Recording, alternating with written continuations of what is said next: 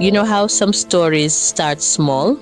Like nothing dramatic, just ordinary people. That's how this one started. When Kunle told his wife he wanted a modern marriage, I want a modern marriage. she smiled. Not because she fully understood what he meant, but because she trusted him. To her, modern meant love, partnership, two people carrying life together. She didn't know that to Kunle, modern meant something very selective because, yes, he wanted her money, but he also wanted her silence, her labor, and her exhaustion. And that misunderstanding, it didn't explode at once. It cracked their home slowly, like a wall you don't notice until the rain starts coming in. Kunle and Sade met during NYSC camp in Nigeria. You know, NYSC camp, that season where everybody was dreaming big, talking loud, that season where everyone was imagining a future that hasn't yet tested them. Kunle was that guy that is confident and opinionated. He was always talking about principles and standards. Said, on the other hand, was different. She is kind of woman who doesn't argue much, but once she decides something, she commits fully to it. They dated for 3 years, and during that time, Kunle always said the right things. Things like, marriage should be equal. I don't believe women should suffer. A man and woman should be partners. And said she believed him. Why wouldn't she? He sounded enlightened, progressive, and different from the men she grew up seeing. So when they finally got married and Kunle brought it up again saying, let's do this marriage the modern way. You know we both work, so we will split bills 50-50. She hesitated, just a little, not because she was stingy, but because something in her paused. Still, she agreed. Because in her mind, modern marriage meant shared responsibility, money, housework, and life. That was the day the rules were set wrong. From the very first month, the pattern was clear. Rent, split. Light bill, split.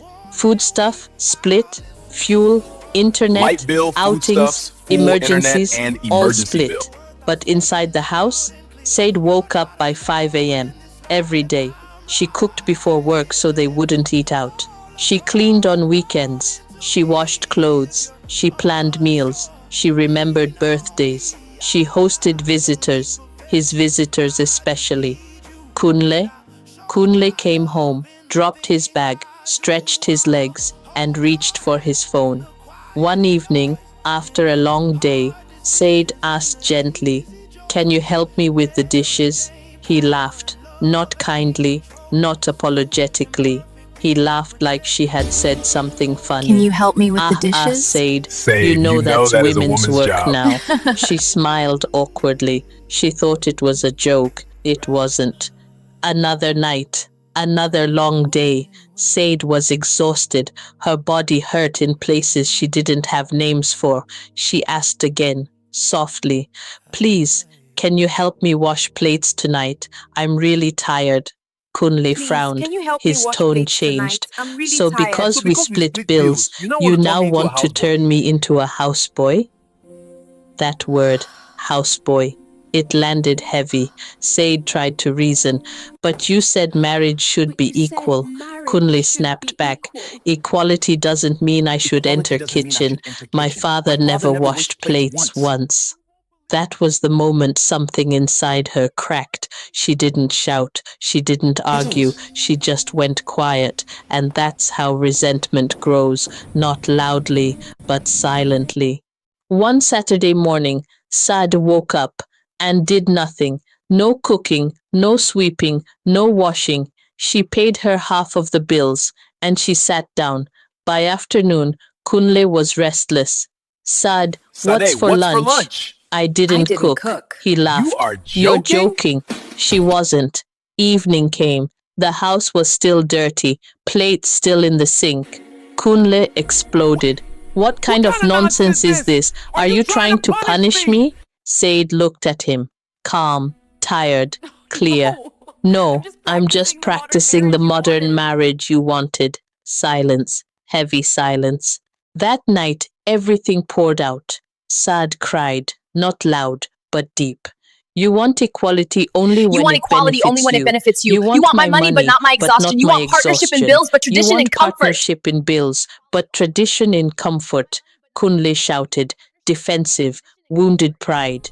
So what are you saying? That I'm a bad husband? She answered quietly, I'm saying I'm tired. That's when he really saw her, how thin she looked, how empty her eyes were, how far away she had drifted. The next morning, Kunle entered the kitchen, awkwardly, uncertainly. He washed plates, slow, clumsy, silent. That evening, he apologized, not with excuses, with honesty. I wanted the I benefits of wanted the modern benefits of life, modern life, but but I I kept kept the the comfort of tradition.